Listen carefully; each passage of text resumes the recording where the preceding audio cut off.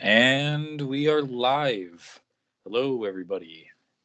This is the Analytic Alchemist, and tonight I have with me some special guests. I have good, dear old friend Seal. Introduce yourself. Hello, aka Margaret. Very informative. Then I have with me uh, Max, Mr. Dean Esmay. Say hello, buddy. My friends call me Max. Hello, everybody. You probably know me from the Red Pill movie. I founded the Red Pill Religion Project, although I stepped down from it. I still write for it. Oh, you follow me on Twitter? I may have. I got a whole, there's a whole bunch of people on Red Pill Religion. I was the founder and the ringleader, but I stepped down, and Andrew Strachelites is running Red Pill Religion now. I also write for Celia Farber's Truth Barrier, and used to be an anti-feminist advocate, activist. Used to be a independent journalist crusading against the drug companies, which got me crushed. And I'm Catholic, so there you go. That's me. Well, we have a lot in common. I'm very impressed. You did say anti-feminist. I am very much an anti-feminist. If you look for a movie called The Red Pill by Cassie J, I'm in it. I'm in that movie. And I was the managing editor of something called The Voice for Men at the time. And I helped found something called the Honey Badger Brigade, and was given an award by the National Coalition for Men. But the people at A Voice for Men and Honey Badger Brigade hate me now, and it's mutual. So anyway. Well, that's just interesting. We'll have to talk about that one day. What is your full name? My legal name is Dean Esmay. I hate it, and my friends call me Max. Even my wife calls me Max. I mean, who are you on Facebook? I'm seeing if we're friends. Max Dean Esmay. I didn't get the last part of that. Max space Dean D-E-A-N space Esmay. And I'm usually going more and more by Max D. I got it. I got people who harass me and stalk me just because of the Dean Esmay name, including priests like Sargon of Akkad and stuff who've lied to me, Jimmy Medeker, about me. I get that name smeared all over the place, in large part because of that movie. Okay. I just friended you. So. Oh, sorry. I only get on Facebook once in a while. I'm on kind of a Facebook hiatus, but I'll get back on Facebook at least once a month, I think, from here on out. I just used to spend a lot of time on that place. Well, all right. We're also going to bring in Aaron. So I guess we can. Well, in the meantime, though, you guys were just talking about what, UFOs? Yeah, I didn't know that Southern Alabama, that the Gulf Coast of Alabama was a UFO hotspot. But I guess Seal seen some shit. So why don't you tell us about that? Well, it was pretty interesting. I mean, I only saw it one time, but it was like in the middle of the night, and we were night fishing. It was it's very, very dark when it's night and there's nobody on the beach. And I just saw something. You know, it was going straight up and it was green, and it was a long way off. So I told my buddy, I said, "Tony, what is that?" And he was like, "Jesus, I don't know." He said, "It's weird." So we watched it a few minutes, and then I didn't even think about it ever again until I think it was 2 weeks later. And I was sitting on my couch, and I was like, I remembered it. And I called him, and I was like, do you remember we saw that crazy thing at the island? And he was like, oh, shit, I forgot all about that. And so that was about the end of that. No, so wait a minute. You both saw something, and then somehow you both forgot it. Yeah, it was weird. Your memory back. I've heard about things like that happening. It was a very strange. A lot of stuff on alien on UFO encounters is like that. Like they can make you forget, and then you come back later. And and sometimes people go back and remember. Maybe quite often they don't.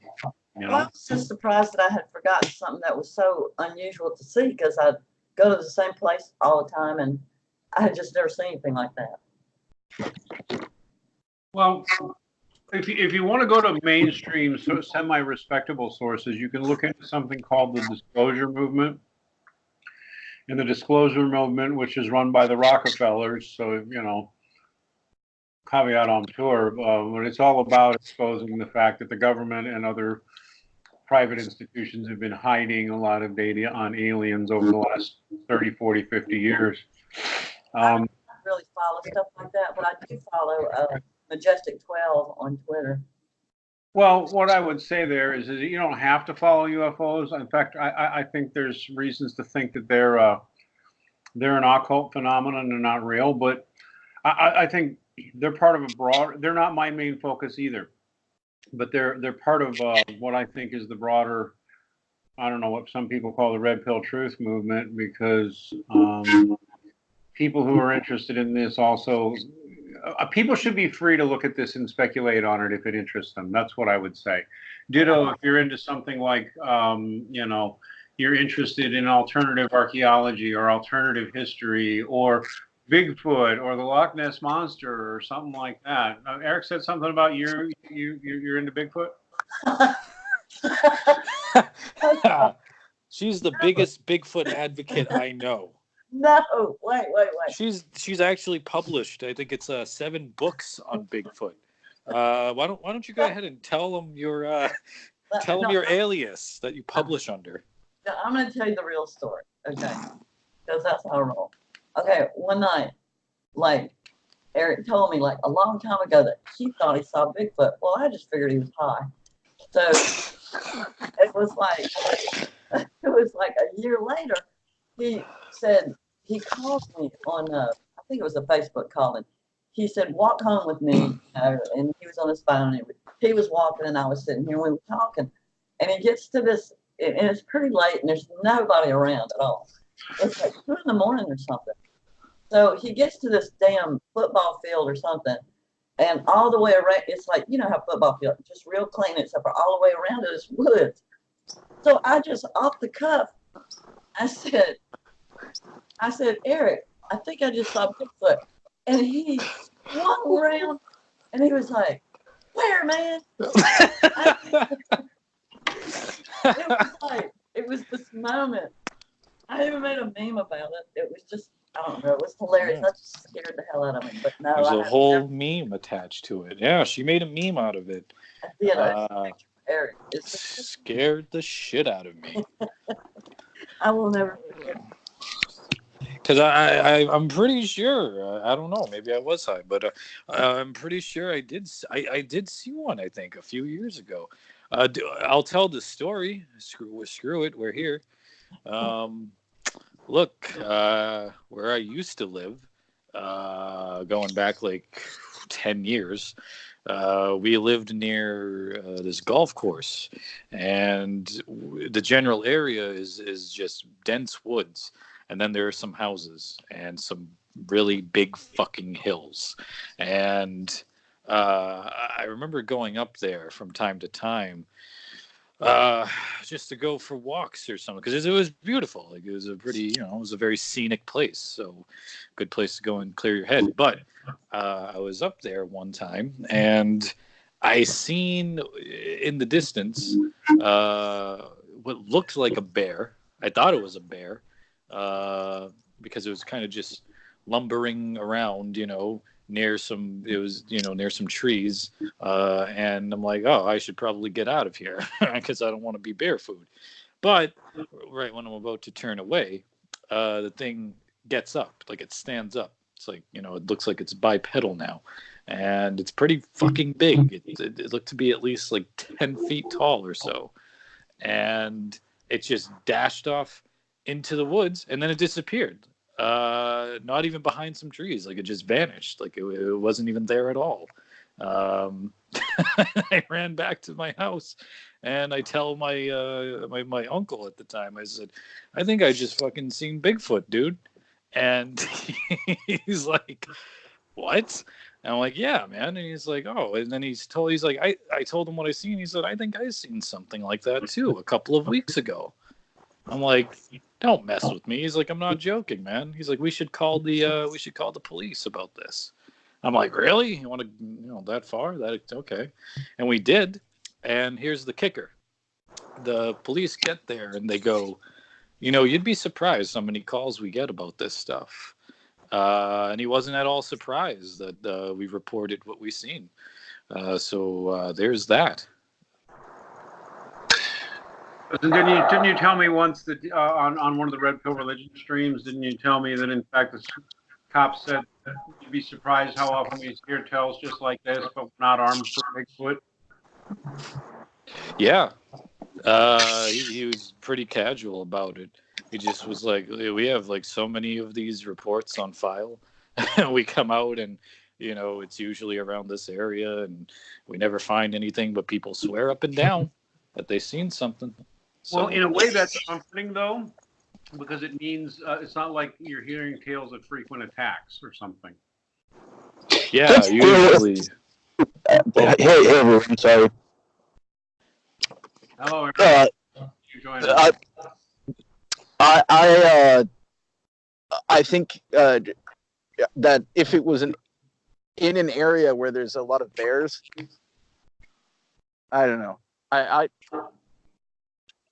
I have different theories on Bigfoot, and you know, if Bigfoot actually exists, that it's either de-evolved human, or they're actual, you know, some of them at least are actual human beings that just look like big smelly apes. Well, They're hippies. What I would point out about that is there's problems with that explanation, especially with the pretty graphic descriptions people give. But I think we are too quick with these things. Like we accept this label now that's pretty new. It wasn't around when I was a kid. I remember it was invented. They invented this label called cryptids, which are, you know, animals that may or may not exist. And that's a presupposition right there to what things like Bigfoot or Sasquatch or Wendigo or Yeti or even weirder things like skinwalkers is just to assume that there's nothing spiritual or supernatural there. And I say BS, man, because I fully believe in the spiritual and the demonic, and there's no reason that Bigfoot might not theoretically be phasing in and out of physical reality, or might be something demonic taking over an animal or a person for a period of time. And then I think those are both relatively rational ways to speculate on Bigfoot. Bigfoot may not be a natural animal or an entirely natural creature. You see what I mean?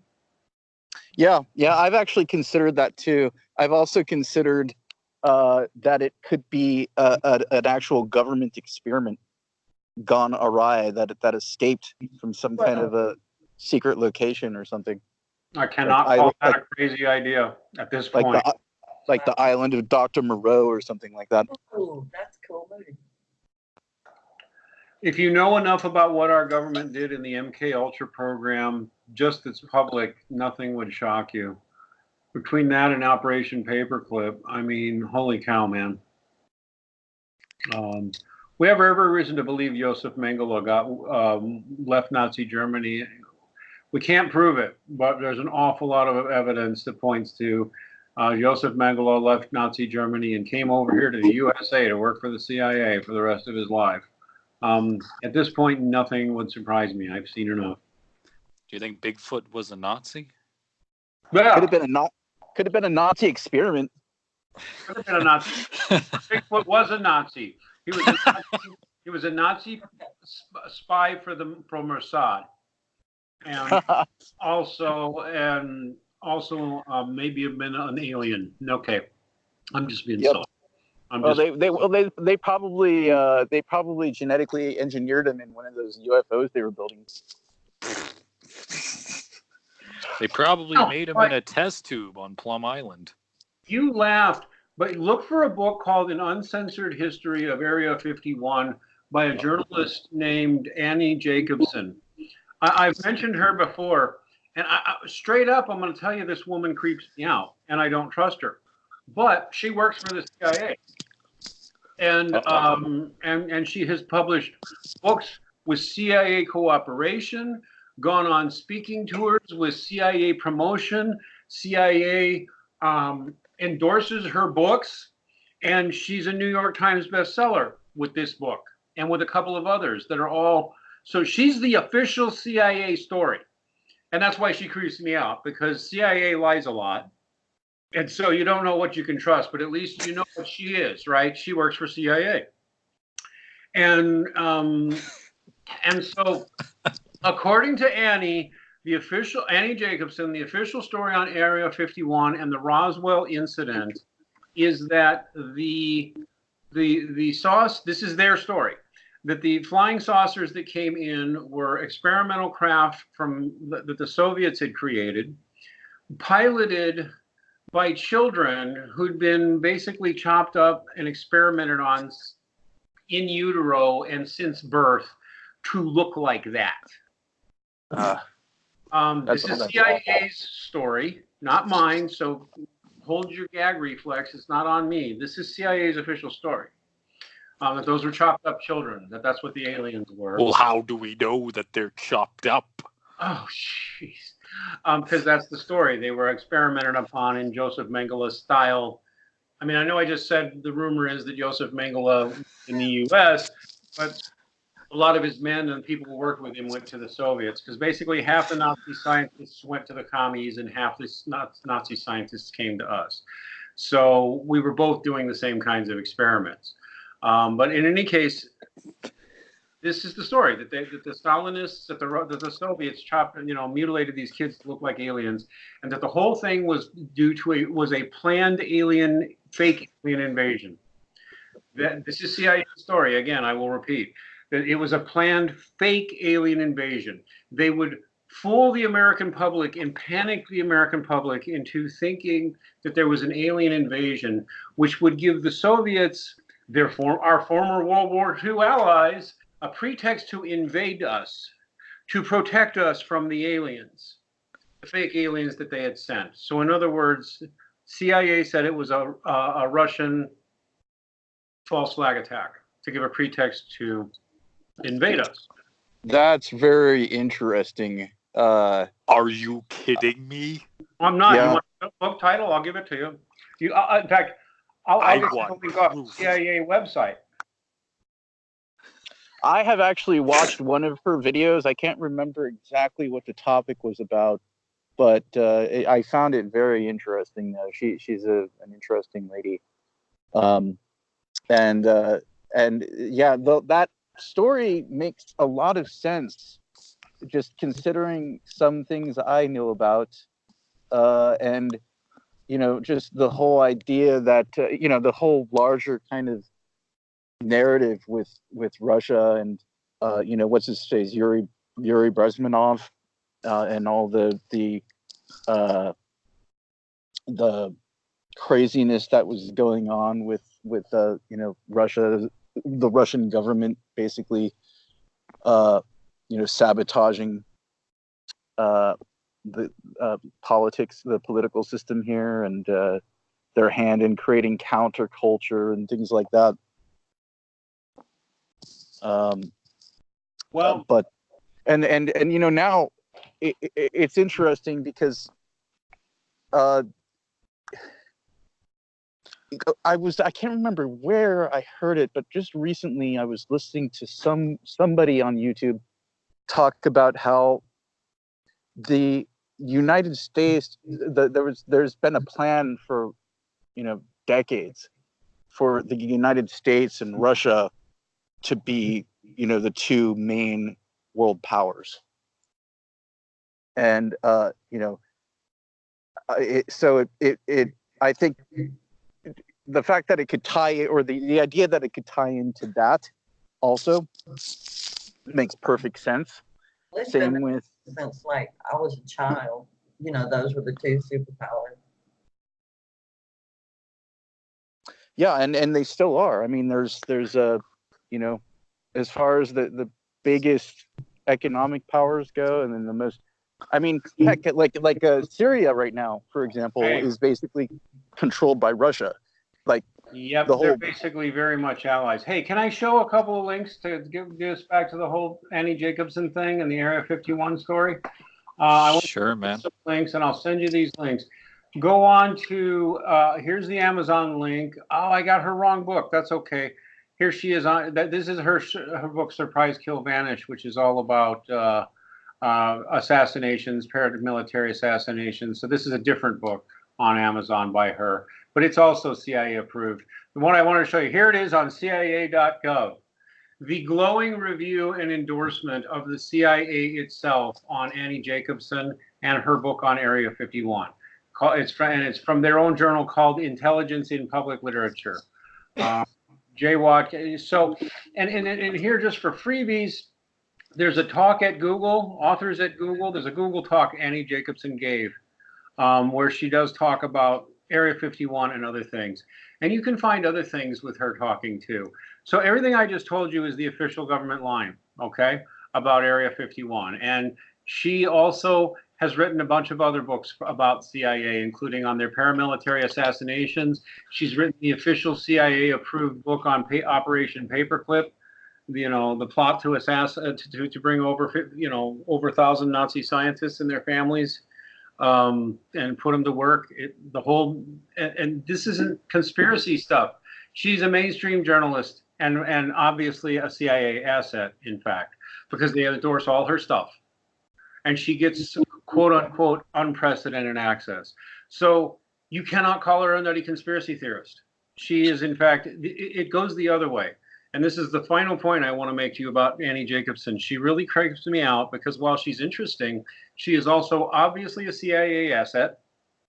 They don't just give anybody the kind of access they give her and endorse her books and let her get on the New York Times seller list. She's a CIA asset, and she's a very carefully crafted image too. If you listen to her talk, it's clear that she's got some real mind control going on the audience. She has a real carefully crafted image, kind of a conservative business suit with shoulder pads and the nerd glasses to make her look harmless.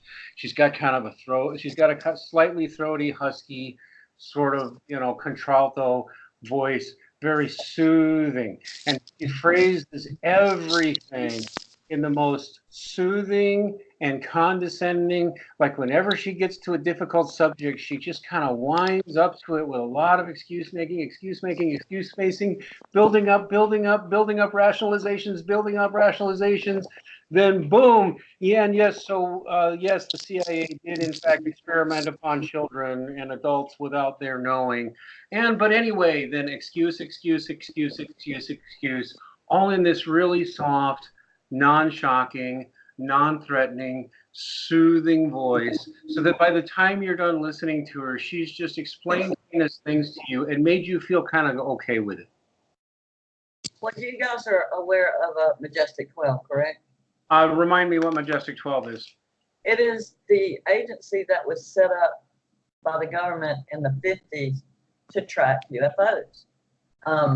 They actually have a Twitter. I just found out about it recently because, I don't know, I was doing some researching and they got in on the Trump thing somehow, and it's just really very interesting. I watch them on Twitter sometimes. But they've been there for a long time and they're still there. Well, see, they were called the Majestic 13 until they kicked Seal out. Oh, shit. But I'm switched. I thought you were curious who said that. How do you think she knows so much about this stuff? Hey, don't say my name. Isn't that what they call the Max revelation of the method, or is that different? That seems like it falls in line with revelation of the method. What do you mean? What do you mean? What the Annie what's her last name? Jacobsen. Annie Jacobsen is doing. You know, basically they choose people, you know, on purpose to carry out what's called revelation of the method, which just means, you know, they reveal methods that have been used by the CIA throughout history, because it's, you know, past a certain time where it's like, you know, the public's, you know, right to know or need to know is kind of in a safe zone, and, you know, they'll choose specific people on purpose for, you know, to reveal different things about what's happening. Yeah, and it'll always be somebody who's going to be both authoritative and yet reassuring and calming about the whole thing. Yeah, yeah, yeah. I think maybe Trump may have been chosen to to reveal the truth about UFOs. It wouldn't surprise me because of the whole space program that he's endorsing. You know what? You are exactly on time with that because I do a lot of research and I'm really kind of in there on that kind of, there's some down low shit. And I see a lot of that. I see a lot of that. And the correlation between the Area 51 storm and just a lot of things. I mean, a lot of things tie in if you really start looking. Yeah, and the fact that there's been the increase, like you pointed out, Eric, there's been the increase of UFO news lately, for a reason. Yeah. And I think, part of it may have something to do with that, whatchamacallit, disclosure. Yeah, that's why Majestic 12, I thought, got involved somehow. When Seal says that she's done a lot of research on the matter, she's recalling her times she spent with the Majestic 12. Eric, what? Wait, are you were actually part of the Eric? Earlier he was claiming that she was secretly the author of 7 of the world's best-selling on Bigfoot. On Bigfoot. And now apparently she's an expert. She's a member, maybe even of the Majestic 12. But what you're really saying here, I think, is that she is Annie Jacobsen that we're talking about. They do sort of look alike. You know what shit I'm gonna get from that? Oh, please, I've got enough problems. I'm the biggest psyop in the world, man. Watch outside the window. You're secretly a Saudi GID representative. That's right. Majestic 12 is I'm going to read this off of Wikipedia. By the way, I am an award-winning Wikipedia editor. I'm not kidding. I'll show you my account if you don't believe me. And Wikipedia sucks, but it's good for top line and stuff like this. Majestic 12 is a purported organization that appears in UFO conspiracy theories.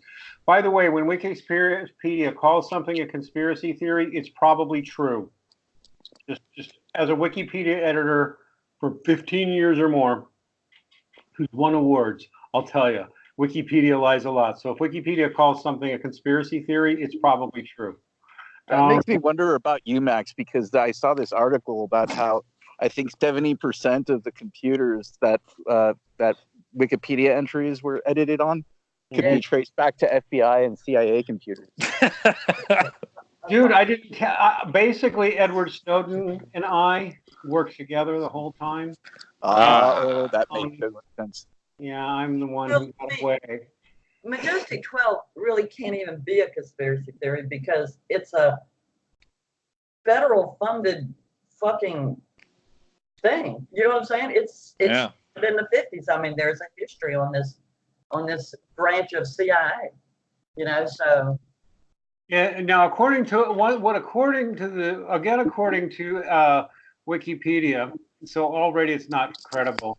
I'll read this to you. Upon examination, the Federal Bureau of Investigation declared the documents to be completely bogus. I'm like, okay, but consider the source. It's the FBI. Why would you believe them? Really, why would you believe them? I'll go back to what Eric and I were ranting about the story that I got coming up on the truth barrier. 2 weeks ago, the FBI dropped an entire report revealing that something called the Finder's Cult was real. And this same FBI had told us that there was no such thing in the 80s. And the same FBI had told us there were no satanic death cults at all in all of America, that none existed. Because they were covering up for the satanic murders themselves that they were doing. So did a documentary on the Finders. Oh. Yes, I know. Well, maybe we had a show on this last night, but I'm serious. 2 weeks ago, the mainstream press has refused to cover it. But a few people have. Mark Dice, The Truth Barrier, a few other places. You can go look at this document yourself. The FBI, the CIA was running the Finders cult with help of people in the FBI. FBI investigators discovered the Finders cult and documented it, and were investigating, and we're getting ready to make some big scale arrests on the Finders cult. And then boom, CIA came in and declared that there was national security issues, and the whole thing was declared top secret. And FBI management and CIA basically put a lid on the whole thing and hid it for 30 years. And then FBI spread stories through the media saying that there were no satanic death cults anywhere in America at all. Do you remember those? There used to be lots of stories when we were kids. So there were no such thing as death cults. You remember them too, Aaron, I'm sure. There's death cults, and they put that story in the press to say that there was no such thing, so no one was. You know what I think? You know what I think it has to do with, or at least somewhat, is that there's a book that you could read about this too. I don't remember the title offhand, but it's basically about the sort of secret ongoing war between the FBI and the CIA, and it wouldn't surprise me if people working within the CIA maybe were somehow connected, and then they halted the investigation. Well, so it's like that whole thing about the government investigating itself. It never really works out all that well. All of the three-letter agencies, NSA, Defense Intel, DIA, CIA, all FBI, all of them work together and all have rivalries and factions. Yeah. So they compete for resources too. Yeah. Just clicks in the government. And they fight each other and kill each other sometimes too. So Yeah, there's that little thing. Intergovernmental tribalism. Well, the only thing that saves us. We are ruled by secret societies, but the thing is, the secret societies are all Satanists and Luciferians and occultists, and they hate each other. Because it's just like in hell, man. You think the demons are friends with each other? They all hate each other, at each other. It's the same way here. It's one of the reasons they can't take. That's one of the reasons they're weak. They hate each other. They hate each other. Well, there's a CIA asset who once told me that the CIA always kind of frowns down on the FBI and thinks that they're kind of just stupid. Yeah, not all the CIA, but a lot of members of the CIA. Well, as a former CIA agent, continue? No, you are not. Stop. I have known more than one person who's into undercover work and spook work, and they never tell me anything because they can't. But I've known enough that no, these agencies. There's good people and bad people in every agency, but the spy set is just loaded with secret societies and occultists. If you're a spy, you're probably a Mason, or in some other occult group. It just goes with the territory. And with all that, I have a Masonic lodge about 30 minutes from where I live. Don't join it. Don't. No, because I'll tell you what really happens. In most cases, you join a Masonic lodge. What's going to happen to you is nothing particularly exotic. And you'll meet some interesting people and maybe do some interesting charity work. And you can put a little time into it or a lot, but for the most part, it's no big deal. All the way up to the 32nd degree, you probably won't see much sinister unless, you're in the wrong place at the wrong time. Go up to the 33rd degree, and whatever's beyond that, there's where all the evil people are. It's sort of like there's an outer circle and an inner circle. And all these little podunk lodges with their local 32nd degree, Masons, they don't know nothing. In fact, they'll laugh at you, half of them. I know a couple of 32nd degree Masons will tell you, we don't do nothing. We do charity work. We get together. We try and build character in young men. There's nothing going on here. And yeah, you're being played. We Well, drink like, white wine spritzers. We Yeah. bend each other over and have blood rituals. Well, they say they don't do any of that. I'm like, yeah, go to where the billionaire Freemasons are, and it'll be a different story. They're using these local lodges as covers and as money laundering and as all kinds of things. Hell, I have a little, listen to this. So we thought the same thing in, I want to say, we started campaigning for Ron Paul in like 2007. So after the election and everything, after 2007, it was my son that dragged me into all that. So he was like, I really want to know about this Freemason thing. So as a tactical, wanted to infiltrate and get in there and find out, he got to third level. And down here, I mean, I'm sure it's different other places, but down here, honestly, they are a bunch of old geezers that drink a lot of beer and smoke cigars. But he did meet this very interesting professor from South Alabama. We live in a college town. And he said that he had the most vast library that he had ever seen. Like behind the walls, he said everything was books. And the guy he used to go visit him and get to look at all the books. And I think he gave him a couple. But honestly, even third level, they make you do weird shit. I mean, my kid had to do weird shit, okay? He was like, I just don't know. I don't know. Like I said, what did he do? What did he do? I'm not telling you. It just I was just reading or listening to something about the what they do at the third level, entailing something about dying and then being resurrected again or something like that. I bet Bigfoot's a Mason. They're just. He's probably a 33rd degree Mason. They're rituals, and most of the guys don't take them that seriously. And they'll tell you some of the rituals are just stupid, and others are very beautiful, and going up to the 33rd degree. But it's all just that it's not all that significant. But it is all spiritually significant. And it's again one of those cases. It's like with the Jesuits. If you ever meet anybody who is educated in a Jesuit school or a Jesuit college professor, most of them are perfectly harmless and, honorable people and not anything. But you look into some of the stuff that the powerful Jesuits get into, and it's in another story. And it's the same with the Masons. Most of the Masons are harmless. It's the powerful ones, though, with money and influence who use that whole thing is what I'm saying. Honestly, you're absolutely right about that, because these people they're a chain and a network. And if you ever want to get anywhere in this world and make a lot of money, you need to be a Mason. That's just or a Jew. Or a Jew. Yeah, or a Jew. It's just how it works. I mean, especially down here. I mean, there's a lot of Masons. I think Masons are some Masons are Jews and some are Christians are Protestants. The only ones who aren't Masons are Catholic, can't be Masons as Catholics, although some Catholics do it anyway. Well, see, I'm Irish Catholic. Well, I'm Catholic convert to Catholicism, but. Oh, really? Yeah.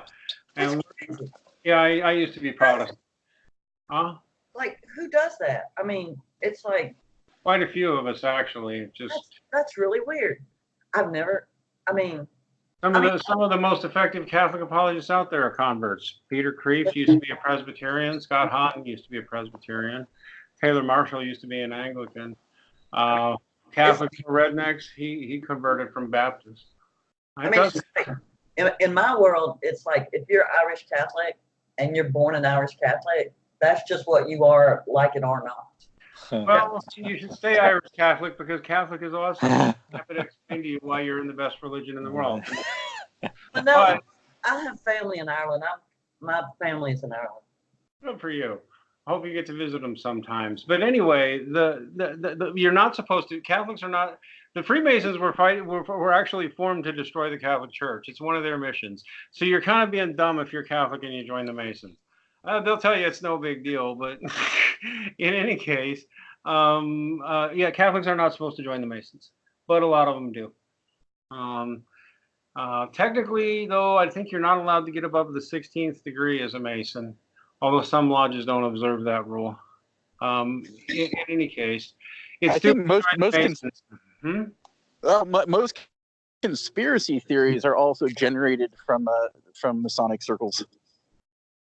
Well, and as guess far as what? I understand, Masons formed our initial government, including almost certainly our initial military intelligence services. Because really, if you're a young nation and low on resources, and you happen to be a Mason, who are you going to use for your spy Mason, for your spy masters? Oh, probably your fellow Masons.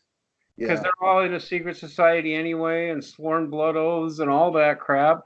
They're already into the secrecy, so that's who you're gonna. So our intelligence services, foreign and domestic, have been dominated by Masons from day one for 200 and some years. They just have been, and it's something they'll even admit to sometimes when they feel that it's prideful.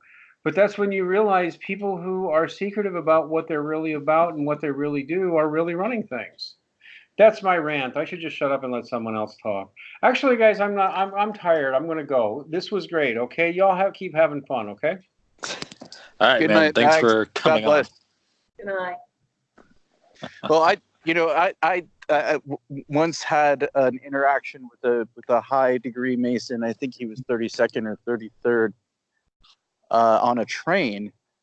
He was talking to people about the domestic oil and how we have enough oil in this country to last, I think, the entire population of this country about 400 years. But none of it's being tapped into, or I mean, very little of it is being tapped into. And I thought that was very interesting. He was passing out all this material and kind of just educating people who were riding on the train about it. And it was Amtrak, of all, and Amtrak is actually owned by the federal government. So I thought that was kind of interesting. Interesting. Well, yeah, and as far as how that kind of ties into all of the the wars that have been fought over foreign oil. It's like, why the hell are we? If we have that much oil, what's there's people making money off of it, right? Yeah. Well, my experience with Masons has been such. I once had the ghost of a Mason haunting my closet. I hate to get off subject here, but I saw the funniest thing today, and I wanted to ask you guys if you've seen it. It's hilarious. Moment Navy SEAL on Fox News blurts out Epstein didn't kill himself, and I swear to God he did it. It is hilarious. I think I just watched that last night. That was Trevor Noah, right? Yeah, it was so serious. I mean, he just blurted it out. And it's so perfect. Oh yeah, I'm getting it confused with the news that I've seen about Trevor Noah asking Hillary Clinton how she killed Jeffrey Epstein. That was pretty great too. I mean, yeah, I was all over that. Yeah, and I mean, I guess in a way she sort of handled it like a champ, but then it's Hillary Clinton. Well, I mean, exactly. Good for her with her freaking burlap sack on. I don't know. But anyway. Oh, no. I just think it's so interesting that we can use these memes subliminally, like they have been using the mainstream on us subliminally for years and years. You know what I'm saying? So it's just like now we have something to fight with these stupid memes. But I mean, 20 people got subpoenaed today since Luke went and stormed the island, and these memes came up, and now today the Fed is under pressure to prosecute this jail. And I just think that's thrilling, you know? Mr. Luke Rudowski, yeah, him and who was it? The guy, what is that? It was Luke, Jeff, and Joby. Yeah, Jeff Berwick, right? Yeah, and Joby Wiggs. And they were hilarious. I mean, who does that? Big ones. I guess, if I could afford to do that, that's one thing I would definitely be all over. Just going out there to ransack, not ransack, but just to investigate. To investigate. I did have to ask Luke as fast as he got back, though. I had to ask him because he didn't mention it in the damn video, but the little green door. You remember the little green door inside of the hill? That always bothered me on the drone footage because it looks like it's tunnels. And I wanted to know what that was. And he said, yeah, I went in there. And he was like, it's like a little closet. And I'm like, and he said nothing was in it. But he didn't see the hidden door in the little closet. Well, I'm sure he looked for that. But it's like, what could it be for in my logical mind except for maybe some kind of drop-off? Maybe something sinister, like hanging up a coat. Well, what was not sinister on that phone? I mean, come on. It could have been for Bill Clinton's blue dress that he was wearing in that painting. That really was Monica. Y'all know that, right? What happened? That was Monica's blue dress that they put into evidence about the BJ in court. Ah. That's where the blue dress came from. I thought Bill pulled it off, man. I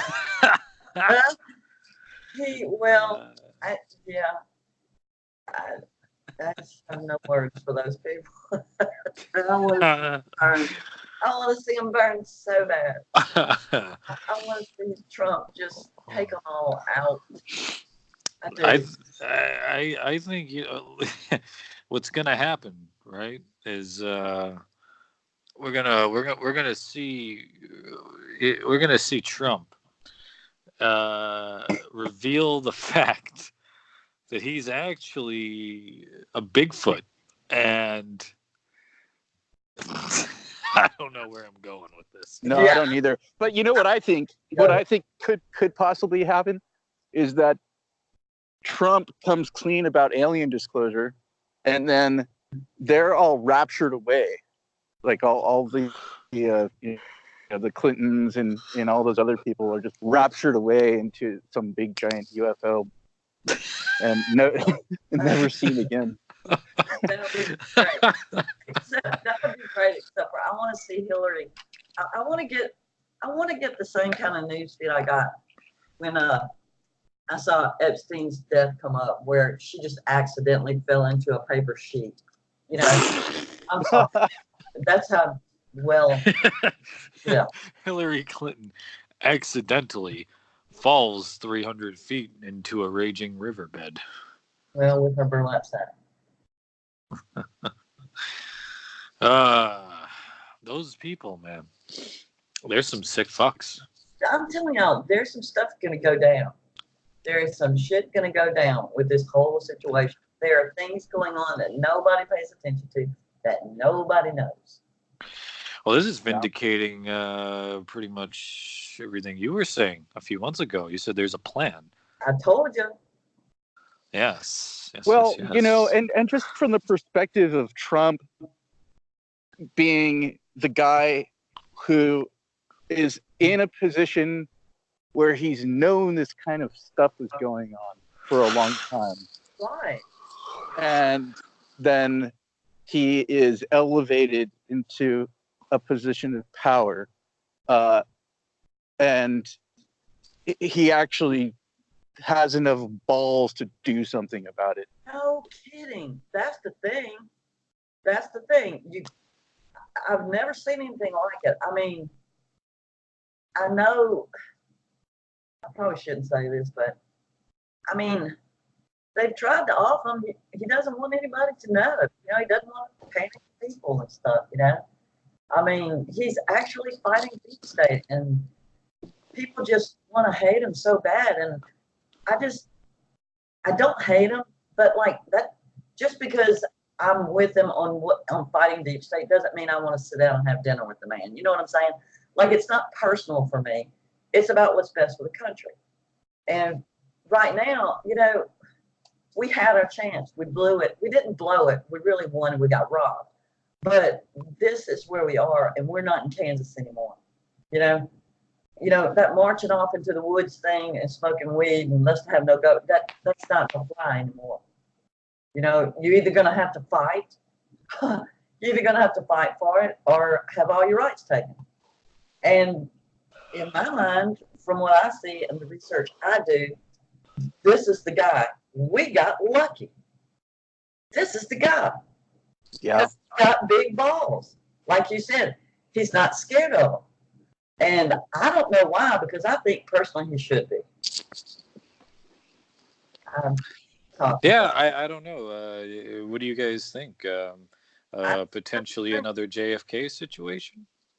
Well, No, I mean, you know, I sure hope. I would think that he's intelligent enough to have protection. You know, to have people who are actually willing to, you know, 100% committed to protect him at all 24/7. well, I don't know. You know, who are actually trustworthy individuals, and you know, I that's what I hope. I would not, you know, I'm not some huge Trump cheerleader, but I do think it's great that he's actually got the balls to actually step forward and do something about this. I have a little input on And it. you know, I would guess that he knows how dangerous these people are, and that he's got, you know, that's just a guess, that he's got adequate protection.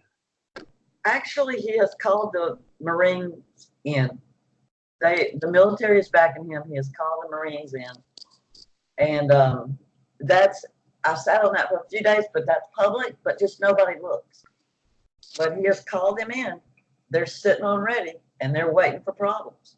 You know, you saw those tanks roll. Okay, everybody saw those tanks rolling into Washington on the 4th, for the 4th, right?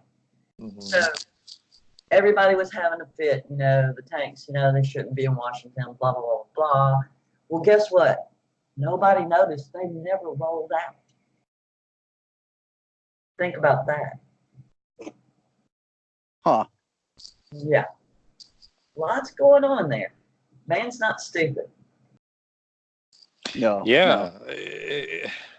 No. I've never, I said this the other day to a friend of mine. You know, I've never seen in living memory a president who's come under more assault by the media than this guy. Like him better. Well, and another thing too is you know, regardless of what you think about what's his name, about his son-in-law, you know, Jared Kushner. Yeah. You know, and his, you know, I know a lot about the Jewish mafia because I've had relatives who are connected, and I'm not saying Trump is connected, but just in terms of okay, so in terms of the business connections that he has and his connections with Bibi Netanyahu, and I learned some really interesting things just today about Bibi's father and how he's been how he was involved with a lot of like controlling the narrative, so to speak. But that aside, the fact that, you know, he has connections with a lot of these people, I think makes Trump more of a force to be reckoned with. I totally agree, and I don't have any doubt that he has those connections. I mean, the man is a millionaire. He's a businessman. You know, he has had privy for years to what they're doing. You know, um, and now he can finally do something about it. I mean, he's the key. Yeah. Uh, Well, he's been saying he's gonna do this for decades. I'm gonna tell you right now, this military thing that he's got going on, and the military backing him. He knows that if anything goes down that he wants to happen, that the American people are going to be in unrest, especially with the leftists as deranged as they are right now. If Hillary starts getting prosecuted, if Obama goes down, the leftists, they're going to be crazy in the streets. I'm sorry. You know, I hate martial law. I do. I lived through it a lot because I live in Hurricane Alley, and you know I lived through hurricanes, and we have it sometimes. And I have seen it when I was a small child because I live in the South, and I don't like it. I don't agree with it. But in this case, it may be for the people, not against the people. If you kind of understand that, even in what I read that is public that nobody paid attention to. The military is there to solve that. I mean, he's in full blown war with the deep state. You know, it's really complicated if you really start looking. And I know y'all know this, but they took 8chan down and 4chan and Q.pub, so where they were the ones getting all this kind of back information, and they were dark for 93 days, and they just got back up yesterday. Yeah. Yeah. So good. There's a lot going on all over with this, really.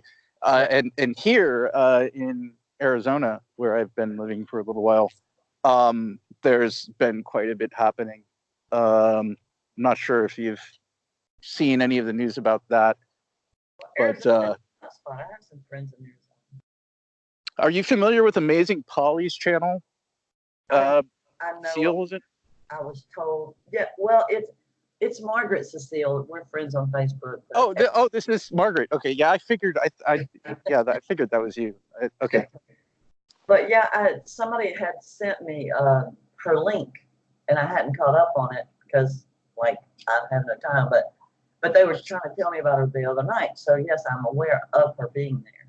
Oh yeah, when you have the chance to just kick back, or I don't know if you can listen to YouTube when you're out driving or something like that, but just check out her videos, man, because she's got some really juicy kind of information, and the way she ties everything together is actually really, really nice and really interesting. And she's fair, she's not like she doesn't make any really stupid conjectures like some people are willing, like some people tend to do. She says maybe this is going on, instead of saying, I think this and this and this is going on, or this is going on, for sure. Like she doesn't do any of that. Well, and you're the second person that's told me this week, then that's a must for me to do. Yeah.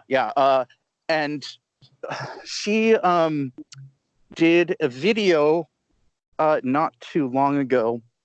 She actually did a few that were kind of tied together that had to do with the sex trafficking networks and all that. And she mentioned one of the people here in Arizona who was recently arrested and charged for human trafficking, who was apparently doing it, at least the charges, he was charged for doing it through this adoption agency that he worked for. And he is connected with the Church of Latter-day Saints, I want to say. Wow. And she ties him to the Marshall Islands. Oh, wow. And then she ties all of these other people who were involved with other kinds of like Epstein and people Epstein was connected with to the Marshall Islands. And all of these conservation groups that people connected with them started and brought up the possibility that these conservation groups were actually fronts, for basically cutting off access to certain parts of the ocean so that only certain people could travel through who had, privilege. You understand where I'm going with that? Oh, absolutely. Yeah. And that was more on Epstein's end. And, like Ghislaine Maxwell, for example, she founded some marine conservation group. I can't recall the name offhand. But, there was another one she mentioned that was founded by this woman who's connected with a lot of people who are connected with Epstein, who founded this manta ray conservation group, and they're all connected to the Marshall Islands. All these, and she brought up this woman who was living on the island of Yap, who was a prosecutor there, and was found killed. Well, she was shot. Her and I think her dog both were found shot. That's horrible. And she also had connections with this organization based in New York that, and I can't recall the name offhand, but it was, for the purposes of providing shelter to victims of, abuse, women, I think in particular also, and children. And, she again brought up she was hinting towards the possibility that she knew something was going on. And that's one of the reasons why. Yeah. Yeah, and exactly. New York. And here in Arizona, there's a senator, and I want to mention his name here because I think the guy's amazing for coming forward about this. Basically, talking about, publicly talking about how he's thought for many years that the Child Protection Services is at least, not knowingly, maybe not intentionally, right? But they are kind of facilitating this. Oh, absolutely. There's no this whole system is garbage. Even if some of them probably know, a lot of them probably don't. But the foster system is a part of the problem. It might as well be a trafficking ring. They lose children. I mean, the whole damn thing is unacceptable. I'm gonna find his name because I would like to to kind of give him a call out. And it's just going to take me a minute to look up his name. So if you guys just want to... I'm going to check my dinner real quick. I'll be right back. But his name, I want to say his name is Farnsworth. Let me just double check.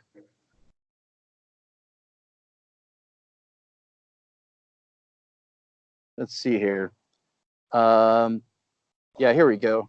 It's I'm reading an article here from the Arizona Mirror. It's titled GOP Senator Arizona Foster Kids Are Being Sold into Sexual Slavery. And the article reads, a conservative Republican a conservative Republican senator who is convinced. Hold on here. Who is convinced that the Arizona Department of Child Safety is facilitating the global sex trafficking of children removed from negligent parents, called the police on one of his GOP colleagues, alleging that she threatened his life. Senator David Farnsworth, a Republican from Mesa, filed a report with the Arizona Department of Public Safety this week, accusing Senator Kate Brophy McGee, the Republican from Phoenix, of threatening him if he didn't stop investigating the outrageous claim. The news was first reported by Yellow Sheet Report, a high-priced insider newsletter aimed at lobbyists and government officials. Farnsworth told Yellow Sheet that he has been looking into how DCS lost more than, quote, lost, unquote, more than 550 children last year, roughly half of whom were categorized as either runaways or otherwise missing. The rest appeared to be flagged for paperwork errors. He said he fears the children have been abducted and sold into global sex trafficking ring, and said he has been holding meetings with DCS, critics of the agency, and fellow lawmakers, including Brophy McGee. Farnsworth acknowledged his beliefs were outlandish, but he said it's not a conspiracy theory. He told Yellow Sheet that he didn't believe DCS officials were actively selling children into sexual slavery, but that they are being lax at protecting children from predators who will do so. While he said he hopes his meetings ultimately prove him wrong, Farnsworth said he is more convinced that than ever that Arizona children removed from their parents and put into group homes or foster homes are being sex trafficked, even though he told Yellow Sheet he has turned up no evidence. When I first heard about this, I believed that children, this is a quote from him, when I first heard about this, I believed that children from Arizona DCS were ending up in sex trafficking. Now, after the research I've done, I'm confident of it, he told Yellow Sheet. But I can't prove it. Farnsworth also alleged that two former Republican state senators from other states who were killed within days of each other earlier this year were executed, unquote, because they were investigating links between their own state's child protective agencies and global sex trafficking rings. There's no evidence that either ex-legislator was murdered for that reason. Linda Collins Smith, the former senator from Arkansas, was killed by a close friend and former campaign aide. And Jonathan Nichols, a former senator from Oklahoma, died by suicide. The dispute between Farnsworth and Brophy McGee stems from what she said was a conversation in which she told her colleague that both she and her husband were concerned for her safety after some of Farnsworth's allies in the child sex ring investigation began harassing her and spreading rumors that she and others are involved in illicit child trafficking schemes. Brophy McGee told the Insider publication that Farnsworth's compatriots are, quote, unbalanced, unquote, and have forced her to have Senate security guards escort her to and from meetings about DCS. But Farnsworth has been unconcerned. But Farnsworth told Yellow Sheet that while he initially didn't take Brophy McGee's comments seriously, he decided to file a complaint with DPS because, quote, the best deterrent to a threat is for more people to be aware of it, unquote. So, that guy, Amazing Polly, mentioned him in one of her videos recently, the one I was talking about regarding the Marshall Islands, and this other guy here who works for the county, I can't recall his name offhand, who is apparently involved in this through his adoption agency. and and I, if I've heard stories about this for years and years and years, and if he's actually willing to step forward and do something about it, I say more power to him. And if he ends up listening to this somehow,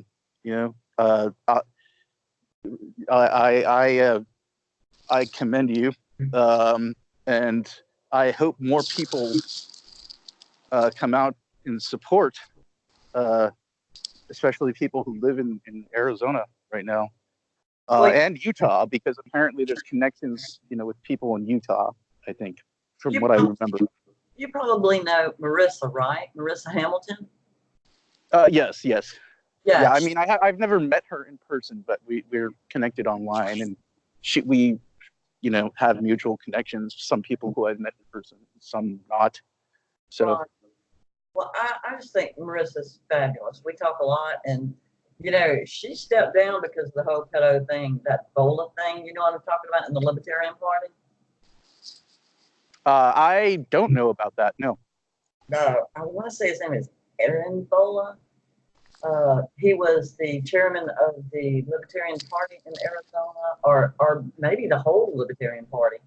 But yeah, she went up against him because he had some pedo-leaning remarks, and she tried to get him taken off as chairman, and she lost, and she stepped out of the whole party. And that was very big of her, I mean, yeah. She does a lot of good stuff. I'm crazy about Marissa. Yeah, I didn't know that about her, actually, and that boosts my respect for her quite a bit. Absolutely. I mean, she went up against all of them. She just knew that was wrong. Yeah. Well, I mean, it goes back. Besides it just being vile, it goes back to the idea that a child cannot possibly consent to sexual relations. It's not possible. Yeah. No, and it's just not. It's why, not. you really have to be mentally ill, exactly. like in a really twisted, screwed up way. I wish I could remember. To think they can. It's been a while back. I wish I could remember exactly what his point was, but it was so bad. It seemed very vile to me. It's actually the point where I kind of stepped away from the Libertarian Party because I felt like it was being hijacked. And but now, like Marissa, she does a lot of family stuff now with the courts, and she's just involved in a lot of things for children, which I admire totally. But yeah. Adam has started a new thing. It's It's something about family courts. He's on Twitter with it, but he hasn't really announced it yet. But I think Marissa is kind of maybe in cahoots with that. I really haven't talked. I mean, I've talked to her. I hadn't asked point blank, but that's a really good thing to have happen. Yeah, and I heard Adam in his video, the presentation that she filmed recently from Arizona State University, where he spoke, talk about parental alienation, and I was really, really happy to hear him bring that up. Yeah, I praised him up and down for it. It's just he's doing a good thing with that. That's perfect. Yeah. I think there's so much, in terms of social ills and the way I see it is like, and by the way, I've struggled with that too, and it really took a while for it to set in exactly how it kind of tied into all these other issues that I struggled with, and it totally did. And I think there's a lot of social ills that are directly connected with the issue of broken families. There's just so many, and fatherlessness. I know this is stuff a lot of people listening have already heard over and over again by now, from people like Warren Farrell and Jordan Peterson, all the other people, well, Max and Max Kolbe in the Red Pill documentary, Oh, yeah. and how fatherlessness also ties into it, and I mean fatherlessness and broken families are, they're mutually exclusive, right? And something that occurred to me also is, where my heart's set, if I could magically,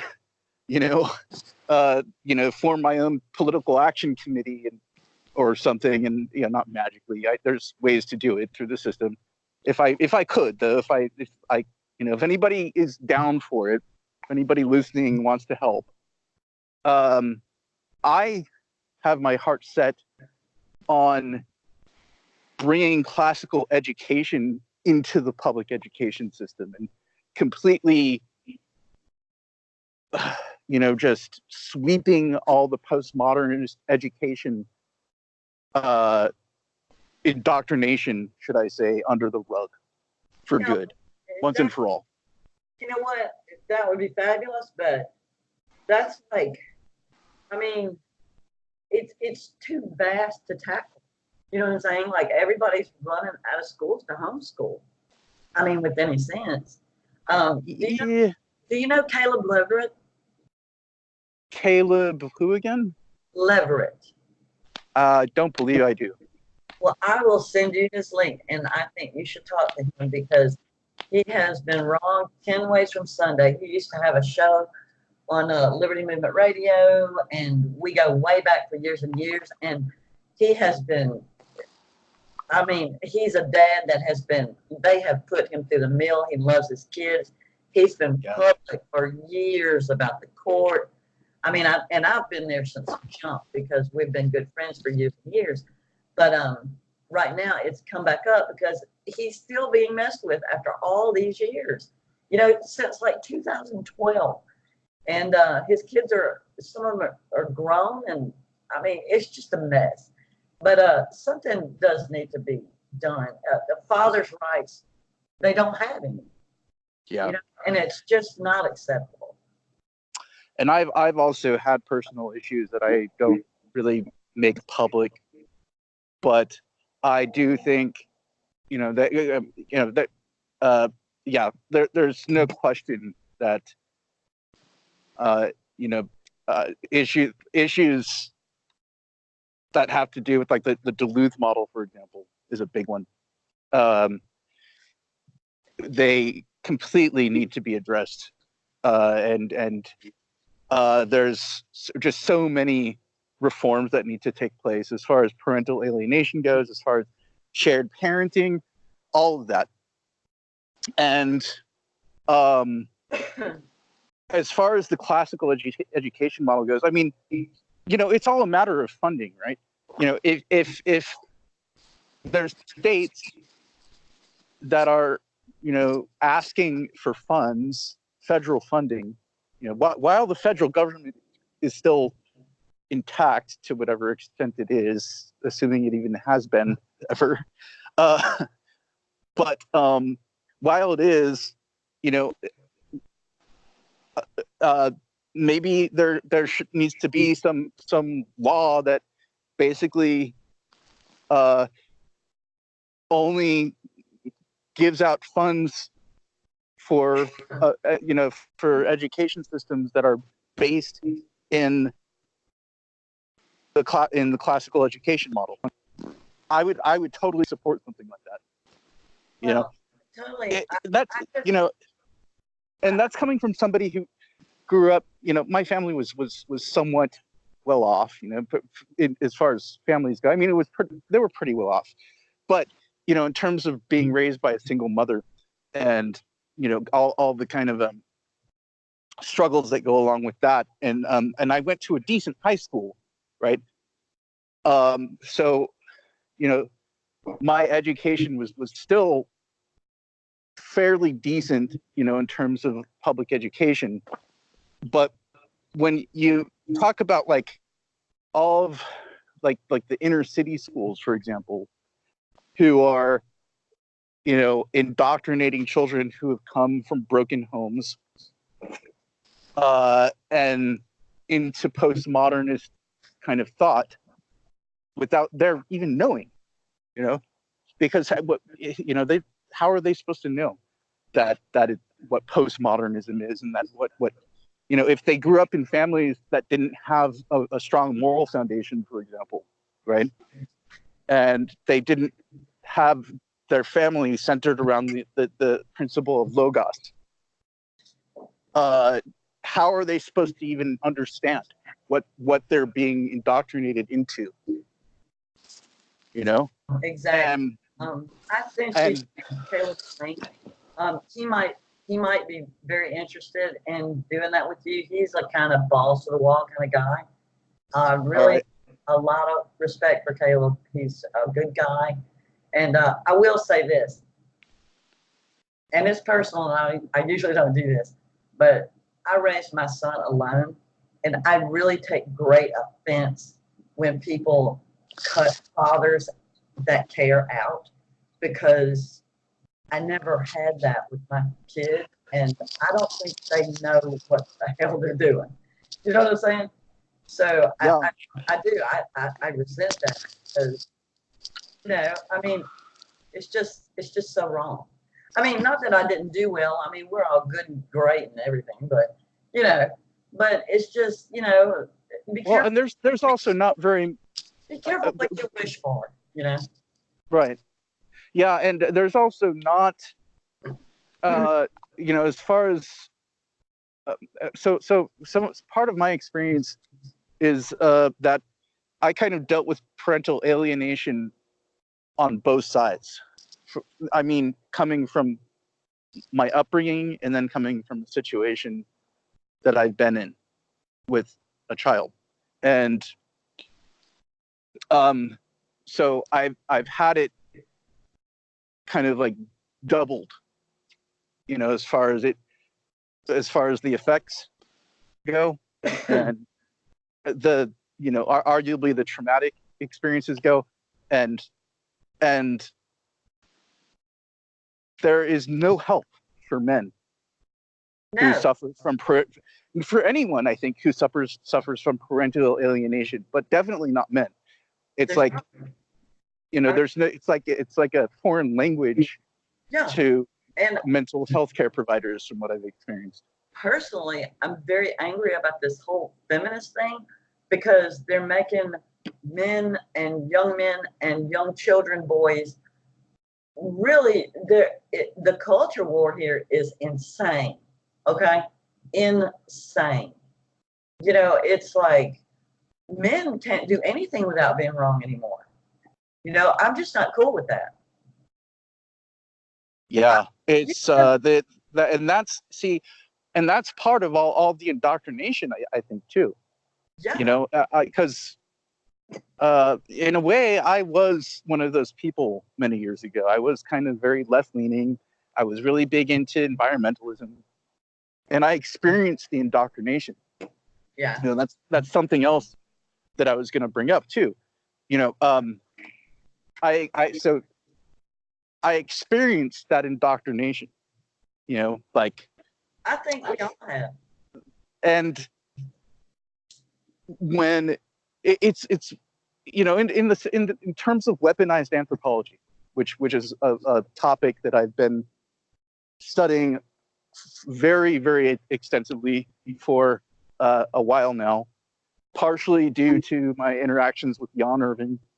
If you're listening, Jan, hi, thank you so much for your work, and his channel Logos Media. It used to be called Gnostic Media. He's been researching this very extensively, and it really ties in with that, as far as I see, because when the system is essentially weaponized against its own people, Yeah. These are the outcomes, you know. And of course, when men are, you know, You're in a trick bag, kind of you know. forced out, so to speak, and when they're you know, when the men are targeted, you know, and when masculinity is targeted, Yes. you know, that also has some major overtones of population control. Absolutely. I mean, it's just really it's really out of hand. I mean, you know, it's like I'm a very strong woman. Personally, I take offense when anybody wants to be a feminist because I think it's just asking yourself to be weak. You know what I'm saying? To me, it's like LGTB or whatever that is too. It's like, why does it have to be a thing? Because when you make it a thing, you're just making yourself a victim. I'm not a damn victim. I'm a strong woman. I can take up for myself. I can stand my ground. You know what I'm saying? It's like everything is out of control with the leftist situation. That's one of the reasons that I think the Trump thing is okay with me. You know what I'm saying? Like, I'm okay with it. Because this, I'm telling you, man, this election right here is going to make us a breakfast. But I really feel like Trump's going to get in no matter who cares. No, no matter what they try to do. I mean, he's going to get in because I think so too. The American people are fed up. They're finally seeing the shit for what it is. Which is if somebody like me, who is, I think, pretty heavily indoctrinated into the bullshit for a long time, if somebody like me has you know, kind of crawling out of his cave, you know, with that, then yeah, that says a lot about the will of the people. If somebody like me has come out of his hole with that. It's so funny for you to say that because I take a lot of shit from a lot of people that I've worked with in past years. You know, the anarchists and the, you know, anarcho, whatever, how many labels they are, and libertarians and all this. But I had to kind of be logical and not shut up. And a lot of my friends give me shit for it all the time. And even though I'm still loyal to my friends, you know, I've told them all, you know, it's not that I've lost my religion. It's just that we have to save the country. You know, it's a big deal. Yeah. Oh, yeah. Amen to that. Amen. Amen. Swear. Well, I mean, it's like. Thank you for even being who you are because I'm not understood. You know. Well, yeah, and you know, and that's another thing too. With people who are heavily indoctrinated, it's really difficult to have these conversations. I've found. You know, it's like, you know, like speaking a foreign language almost. It's like they just don't get it, and it's sad, you know, because as somebody who was really heavily indoctrinated, I see how people who come from broken families are specifically, and people who, you know, have struggled, you know, with all the issues that come along with growing up in broken families are targeted. Well, you know, and it's evil. It's just straight up freaking evil. Yeah, I think about it think about it like this, Aaron. You know, indoctrination can come in many forms and can hit any side. You know what I'm saying? Yeah. So if you can't keep your mind open and try to keep the damn goal, you know, it's like Ron Paul taught us everything to do. He was the messenger. You know, I'm all good with that shit. I don't regret a single moment of it. But he taught us what to do. Now we need to progress on because we're not there anymore. We have to progress and make it work. Exactly. Yeah. We can't just keep talking about running off into the damn wood. Oh, damn, I just got so upset I threw my hair tie. But you know what I'm saying. Yeah, so, I really do. I can see the indoctrination on the other side. on the side that I am on used to be, I don't know where the hell I am. All I know is I would wear pennies on my head to save the damn country. And that's all I know. You know what else is interesting? How the media's role. Call 101. That's it, baby. Go ahead, Aaron. Yeah, go ahead. I me- just got back, so I didn't mean to interrupt you, but No.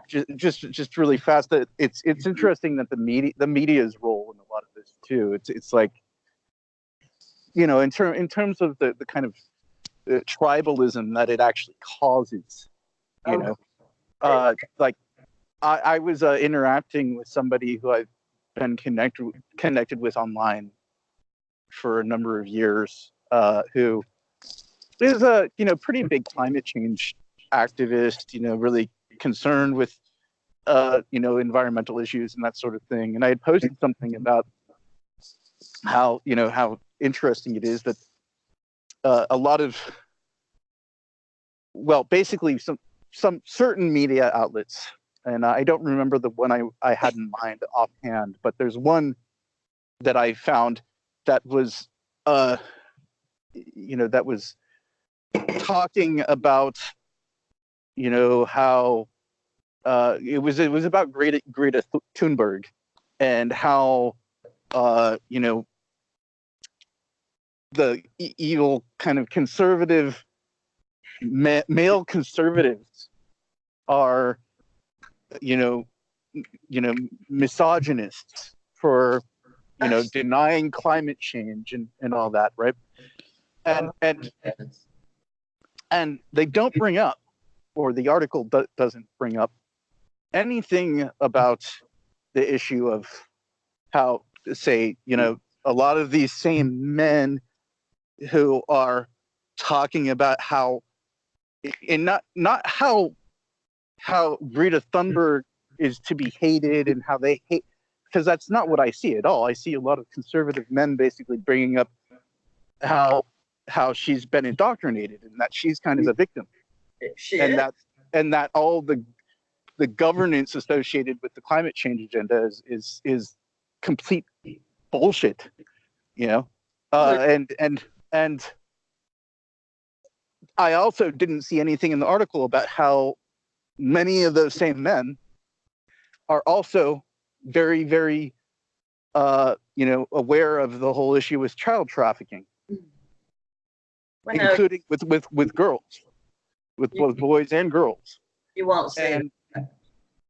But they're misogynist for questioning the whole climate change narrative that's being fed to them by a bunch of scumbags, quite frankly, who want to use it to their advantage rather than actually help people and don't give a crap about the environment or people.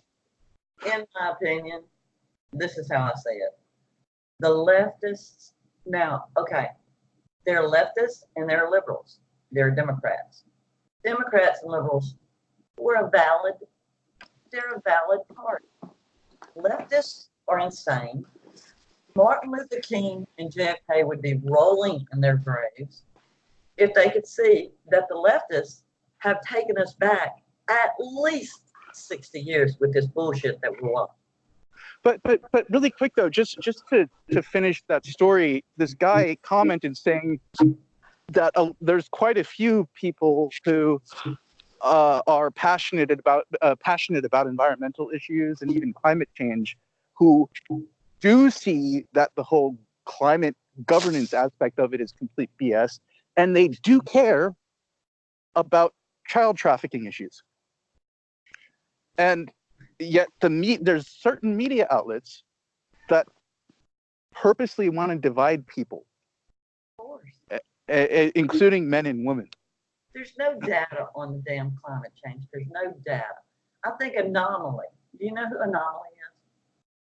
Yes, yeah. I actually follow him on Twitter. I like his Love him to death. Love him to death. He actually was the only one that found any data from NASA. And it said that we're better than we've been in a long time. It's like they don't have anything to back it up with. It's the most ridiculous thing I've ever heard. To me, it's right up there with flat Earth. Yeah, it's you know, It's a mess. my view for a while now has been there's good reason to want to, you know, be an environmental steward and to, you know, kind of live closer to nature and you know, I'm very much for that, very very very very much for that. But you know, when it comes to, you know, being, you know, people who are being funded by all these organizations that are, you know, essentially support eugenics and support you know, support all of these very very how shall I say, anti-logos agendas and you know, postmodernist cultural Marxist agendas.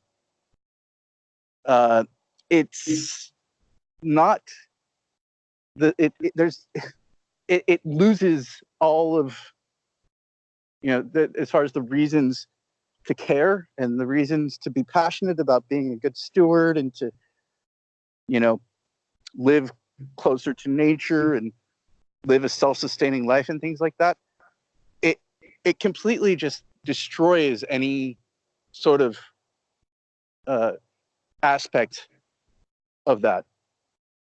And there's G.K. Chesterton said some interesting, he had some really interesting thoughts on that. I can't remember what they were offhand, but, you know, something to the effect of how, you know, just his critique of the left and the right, you know, liberals and conservatives and even socialists, you know, was his critique of liberals was that, you know, they reduced environmentalism to like worship of nature, and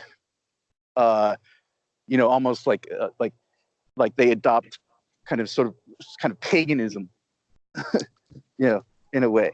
And so of course they also promote, you know, killing babies, you know, birth control and Shit, mate. and all these other vile anti-logos kind of agendas, and that tie into eugenics, because pagans used to do that. And you know, and why would anybody in their right mind, you know, think that that is virtuous? I can't get over the full term abortion thing. I just can't. I don't believe in it anyway. But the full term, even after it's born, and you look at it and decide whether you want it or not, and then you go off it in New York, I am totally fucking disgusted. That if that is not murder, you know, everybody's like, well, what if this, what if that? Well, guess what? This is the age of technology. There are ways, you know, there are ways that you can get through your woes. Killing babies is not one of them. Seriously. I mean, even in Liberty Defined, we learn this. You know, there's the morning after pill. There's too many things to be killing fetuses. You know what I'm saying? I just. Well, yeah, and besides that, Cecile said, "Keep it in your damn pants, kids." Well, I'm sorry. Besides that, though, it's you know, there's the other kind of eugenics aspects. You know, like there's all kinds of things that are just horrible about the, you know, like the way old people are treated. You know, like the way mentally ill people are treated. You know, like look at all these places where there's high populations of people who are really, you know, all about, you know, climate, you know, protecting climate and you know, supporting that whole agenda, you find homeless people fucking laying in the streets in puddles of their own piss and vomit. Sick. You know, that's wrong. There's something wrong with that. You know, and it completely ties into all of the postmodernist angle and the anti-logos kind of angle The thing about it is, that they're coming from. It makes it part of something that is extremely lacking in any virtue whatsoever. It's like they're cloaking unvirtuous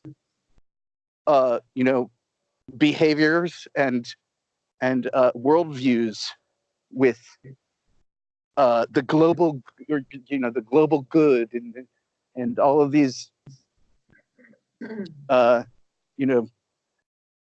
of agendas that seem virtuous on the surface, well, that they try to make virtuous, first of and all, they're not.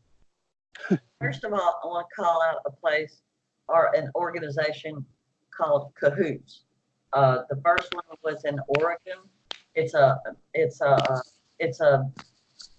the government branch, but it has no police involved. It's instead of calling the police, they call Cahoots because they're emotional, or they're like psychiatrists and will help people. You know what I'm saying?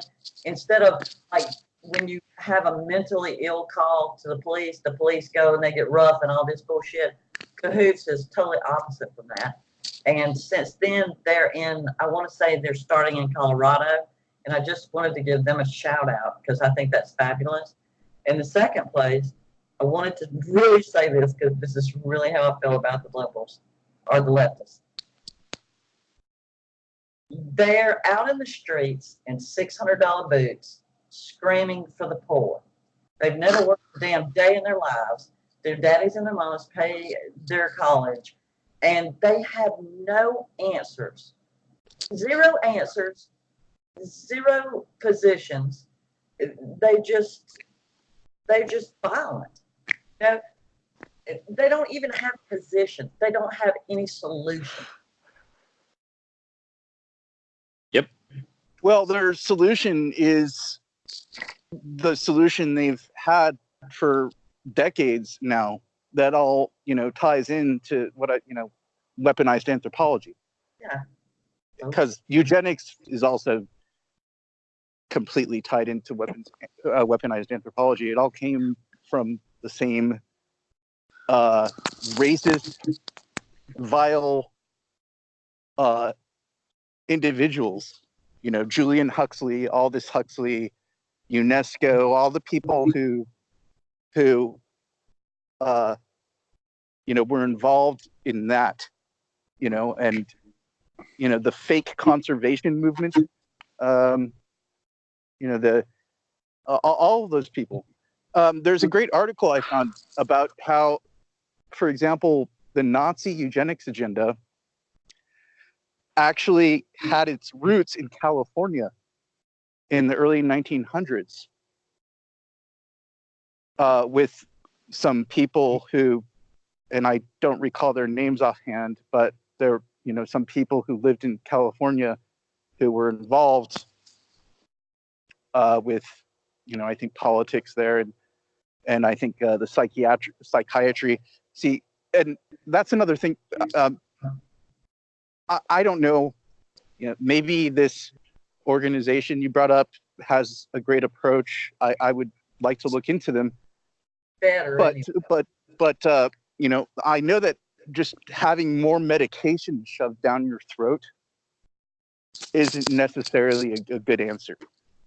So I'm guessing that they probably don't do that based off of our past interactions. But Owen Benjamin brought up something in one of his recent videos. A good kind of a good idea as far as how to handle homelessness and people who struggle with homelessness, and just put them to work on a family farm or something. A lot of Teach people them- need a lot of help. Teach them to dig.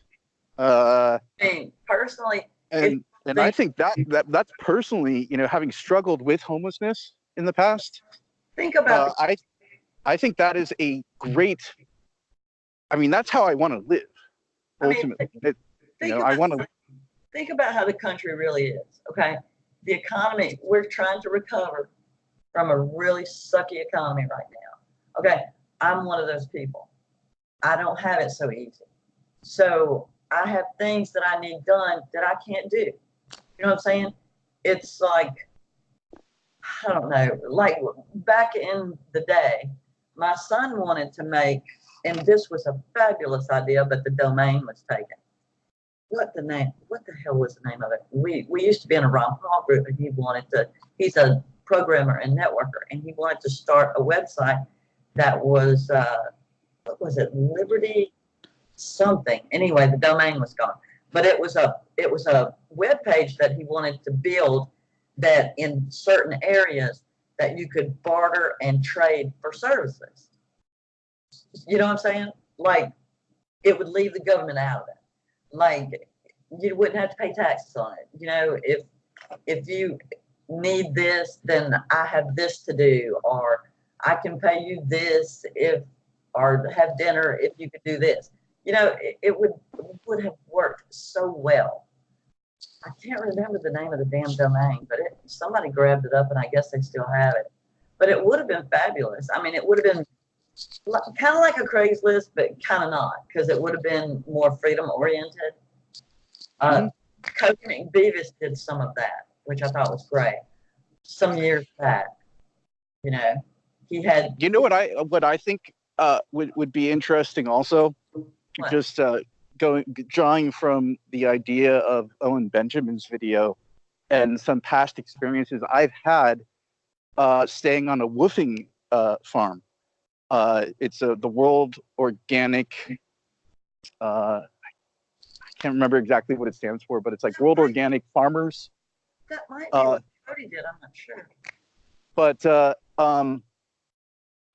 there's all kinds of issues I had with staying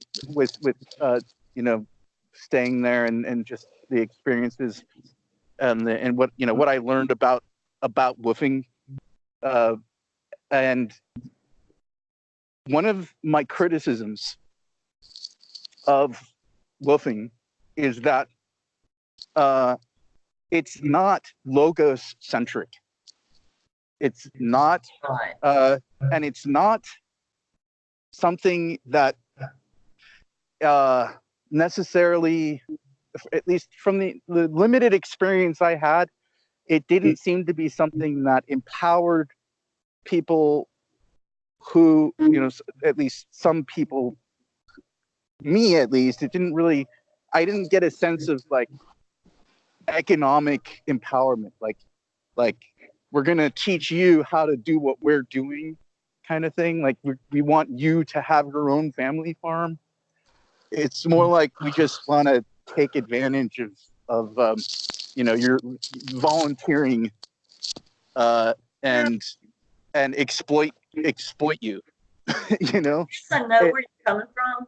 I guess I know where you're coming from, but still in the same aspect, it's better than the alternatives. But I need to ask Cody what he had going, because I think that might have been it. Well, and just the whole organic fraud is a part of the problem too, as far as I see it, with the elitism. Anything is organic. It's like food's supposed to be organic anyway. That's how food's supposed to be. Honestly, and then they charge more for organic food. No, they charge more to be healthy. Now, tell me how that's not a very eugenic idea. See, and that's why I think, if there was some kind of organization that was like that, but actually taught people how to be self-sufficient and actually taught people how to, ways to secure property really easily, and just the whole nine yards, and grow their own food rather than having to depend on going to grocery stores to pay more to be healthy. You know what I'm saying? If there was an organization like that, and much less one to help homeless people get out of whatever rut they're in, man, I would be so down for that. Let me tell you about this. An in-town friend of mine, just an in-town friend of mine. He's fabulous. He's bought some land in North Alabama. Well, not bought it. I think he inherited it, actually. But what he wants to do with it is he likes to grow stuff. We all like to grow stuff down here. We grow our own food. If you grow it, it's organic because you grow it. It's how you grow it that makes it organic, period. So yeah. Leonard is a really good friend of mine, and he has this land. And what he really wants to do is make it like a big, huge nursery and sell vegetables. But he wants to bring to the public what they need to build what they need. Like have the products, like have the hydroponic stuff that they can go, walk in and look at and buy, and he can help them set it up and figure it out. Greenhouses and this, that, and it's the coolest idea ever because there's nothing like that. And he really believes in it. And he's so funny because his family, you don't know my part of town, but he lives in a part of town where it's an old part of town. But his family, they're old school and they have a lot of kids. So they own the whole street. It's kind of like a compound. And they used to have a community garden, and so they'd all go out there and they'd plant, and whoever worked at it could go get what they wanted to eat. And he's a really cool guy, really, really cool, but very, very subdued, just very chill. Yeah. That kind of that sort of thing I think is great. That's there's a lot of that going on around Portland too. That's one of the upsides about Portland is that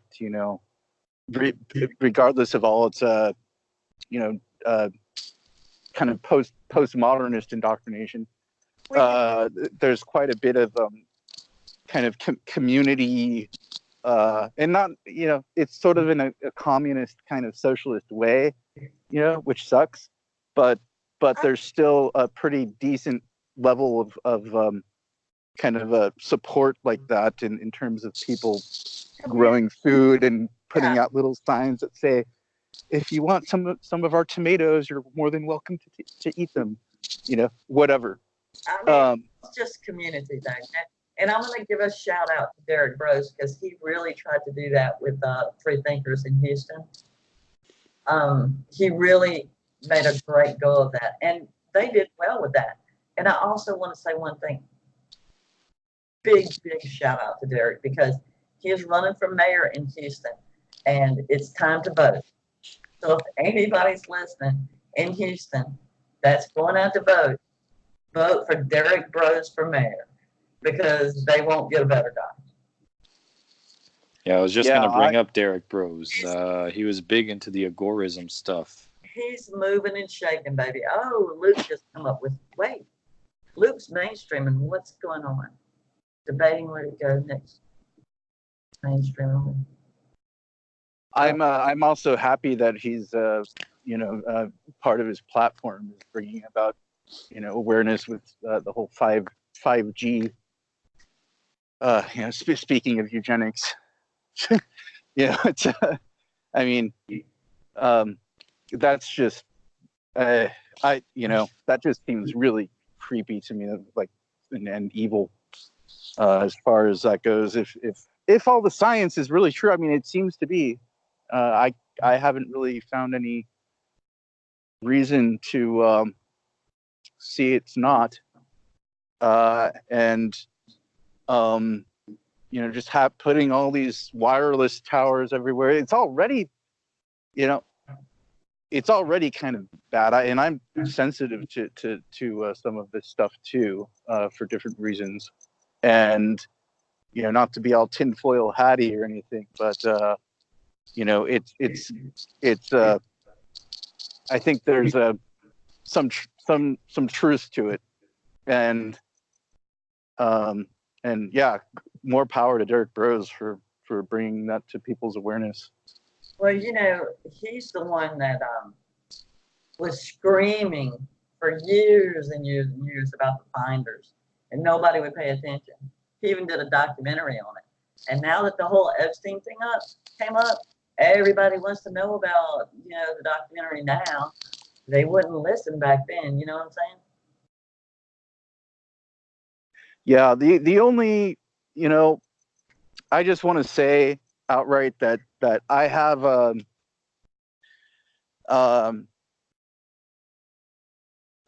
I don't know. I think promoting how do I want to put this? I'll just say this for a different stream, but I'll just say that there's reasons I distance myself from the conscious resistance network, from the project that I just had some personal conflicts with, and I'll just say I'm not all for psychedelics, and there's actually some I've had a lot of experiences in the past with it, so I'm saying this from my own personal experience, and then also in terms of just the way it's used to create hypersuggestibility and to for the purposes of brainwashing people into accepting anti-logos an anti-logos worldview. And I think that's going on. That's happening pretty widely. It's been happening for years and years. And I've found that there's quite a bit of documented evidence to prove that. And so that's just kind of where I'm at with all that. But that said, I do completely, that's another thing I've been thinking about in terms of doing political action work myself in Massachusetts, where a lot of this is kind of coming from, as far as all the MIT and all the different institutions based at Harvard, all the different institutions based there that are responsible for designing a lot of this technology and coming up with all the theory, the scientists who are involved in manufacturing it. And I think that places like that could probably benefit most from the awareness for having to do with it. So that's just my 2 cents. And you live around there, right? Analytic Alchemist? Yes. MIT is probably about an hour away from where I live. I think I sent you a video the other day, actually. The one with the human experimentation, when they put what was it? High levels of like mercury and other things and freaking Quaker's oatmeal and fed it to kids to see what type of effect it would have on the human body. Wow. Yeah, that was an MIT sponsored thing. They have a very shady history. can tell you that much. You're shady. Well, and it seems, like as far as the whole kind of transhumanist, hyper, what's the word I'm looking for? Hyper automated, smart city agenda. The smart grid, the global smart grid, and all that. That's where, I've done a lot of research on that, and I'm finding that's where so many of the scientists came from, and physicists too, people who are involved with CERN, and just total dystopian. It's like you couldn't make this stuff up. But sure enough, they've. It's like all those science fiction novels, written by people like Arthur C. Clarke and Brave New World, and even 1984. All of those, they were more like blueprints. And Yes. you find that a lot of the people who are involved.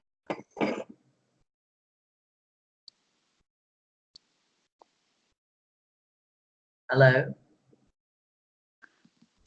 Hello? Oh, I think we lost our friend. I think he got abducted. Gary. Hello? Uh-oh. I think they beamed him up, Scotty. I think you did. Well, hell, you've been absent forever. But anyway, let's not go there because we're still out, right? Yes. But anyway, we need to wrap this up because I need to finish my dinner. Yes, we do. And Luke is like playing some games and talking some shit. Uh-oh. What's going on? He wants to know where to go next. He's ready to go somewhere and he don't know where to go. And Josh is over here talking shit. And, just another day in the neighborhood. Shit. Exactly. No, I did enjoy talking to Aaron though a lot because we kind of have the same mindset. Yeah, he's an interesting guy. I mean, we've always been Facebook friends for a long time, but I've never gotten to speak with him, and that's different. Yes, So indeed. He's a cool, intelligent guy. Indeed, he is. He's him and I'm pretty sure him and Max have known you on social media, but I don't think they've ever talked to you personally. I looked up Max, and I was not a friend, but I did friend him. I don't know what social media that was. I don't think it wasn't done. Oh man. Yeah, let's wrap this up. Definitely. All right. Let's wrap this up. P.S. Epstein did not kill himself. And vote Derek Bros, Houston. Vote Derek Bros for mayor. Houston. Yes. I didn't know what happened there. Absolutely. Oh, whoa. We got Aaron back. Yes, vote Derek Bros, good friend of mine. Helps me out a lot back in the day. What else? Adam, shout out to Adam Kokesh. Absolutely, for the new, he hasn't launched it yet, but it's a new family court situation. It's on Twitter. You could probably find it on his Twitter. It's going to be a great thing. Who else do we need to shout out? Oh, absolutely, Luke Rukowski for fucking storming Epstein's Island. I'm never going to get past that as long as I live. Oh, and Ford Fisher. Everybody check out Ford Fisher, yes. News to share. Ford Fisher. My person. He is. We're still waiting on the day Seal tells him that there's a Bigfoot nearby and scares the shit out of him. No, he actually, when he walks home, he takes pictures of rabbits in DC. But don't tell anybody. I won't. You just did. I know. Tattletale. So that really quick, just one more shout out. The channel that I had in mind is the YouTuber is called Schism 206. That's Schism, SCHISM 206. And he's one of the videos I've been sharing around with people is about CERN, and the title of it is Occult Science 21.0, Esoteric CERN, UN, and the Lucis Trust. I strongly recommend folks give that a watch and sub to his channel. He's got a bunch of other really interesting information, and I really, really love the way he presents it all. I think he does it very, very fairly, and isn't necessarily, I don't know. He does it. I'll just say he does it very fairly. Very, very kind of neutral, but he still, takes a stance against all of the globalist technocracy BS, if that makes any sense. All right. Well, then shout out to Schism 206. Absolutely. Go ahead. Another shout out though. Okay. It's just reiterates what I've already said. Please support your streamers. Lou Rukowski, Ford Fisher, Alejandro Alvarez, Alex Rubikowski, just Tim Pool. What a great case study. Support your streamers because it's the best news you're going to get, even if it's just with a share. Yes. And us too. We have a donate, but I have a donate buttons on my low bar. You can subscribe to me on Patreon and Subscribestar, and both links are in my low bar. And you can also donate to Red Pill Religion, and I don't know if I'm guessing you guys do have donate buttons somewhere online. I don't. I do not. I'm just a schmuck on YouTube. Well, No, I might. I don't know. Shout out also to Bigfoot. But I have to correct a mistake. Alexander Rubenstein. Okay. How dare you? Streamer. I know, exactly. Shout out to the Lucis Trust. You guys Oh, are the no. shit. Okay. Shout out to Alex Jones. Shout out to William/Bill Cooper. Shout out to Bill Hicks. Shout out. Trump. Can we just give Trump a chance? Shout out to Trump. Shout out to Donald Trump. Sorry. Shout out to All right, man. Shout out to Epstein. No, Shout out to Oh, Hillary Clinton, who totally didn't murder Epstein. hang on. Shout out to Shout out to all the crisis actors everywhere. Hallelujah. shout out to the CIA. You guys, you keep doing what you do. Shout out to all the people that carry arms in Walmart. Right. Shout out to the FEMA camps at Walmart. Shout out to shit, man. Shout out to Fox News. All Shout right. out- Anyway, yeah. If people listening would would warmly accept one-time donations or monthly donations, you can donate to my Subscribe Star. It's Isle of Aaron. Yes, Again, that's in the low bar. Look him up. Look up his channel. It's called the Isle of Aaron, and I'll link it in the description for you guys. And hopefully we'll, if you donate to Red Pill Religion, maybe, I don't know exactly how that's going to work, but, we'll see about getting Eric his own special donation page.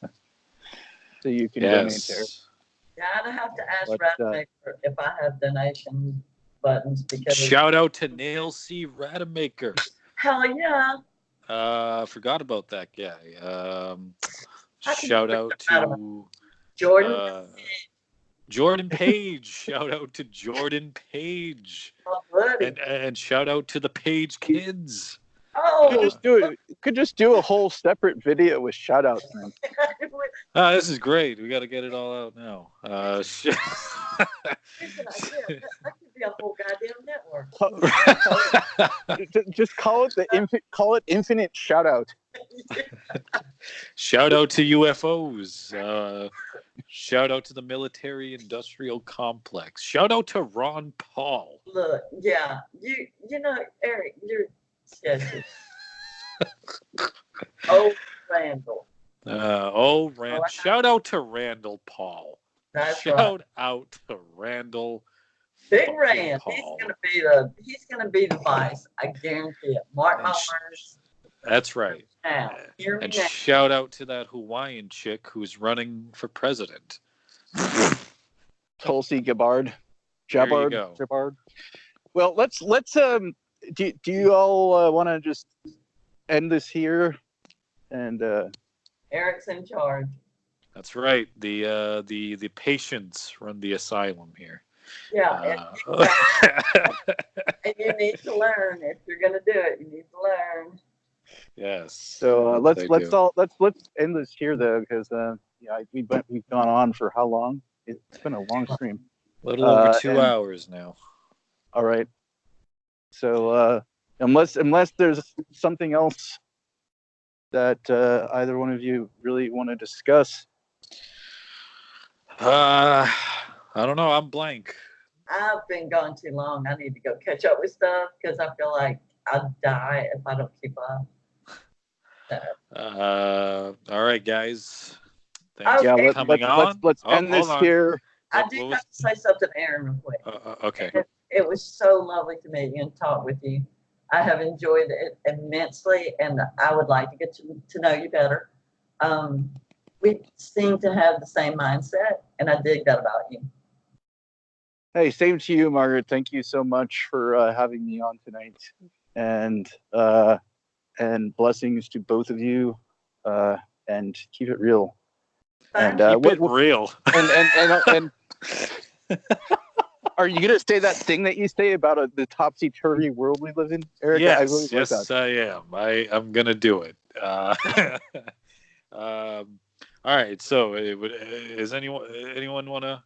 You guys got everything off your chest? I think for now, yeah. For now, there's always tomorrow. Okay. Well, thank you, everybody. What was that? Oh no, I was. It'll give our listeners something to look forward to. Always something from the peanut gallery. Anyway, be on that. Shut up. So thanks everyone who joined us tonight, who's watching and will watch. Hashtag fuck feminism. All right, we're out of here. This is the Analytic Alchemist. I'm signing out, and everyone have a beautiful and blessed day, night, evening, wherever you find yourselves in this crazy topsy-turvy world of ours. Good night, everyone.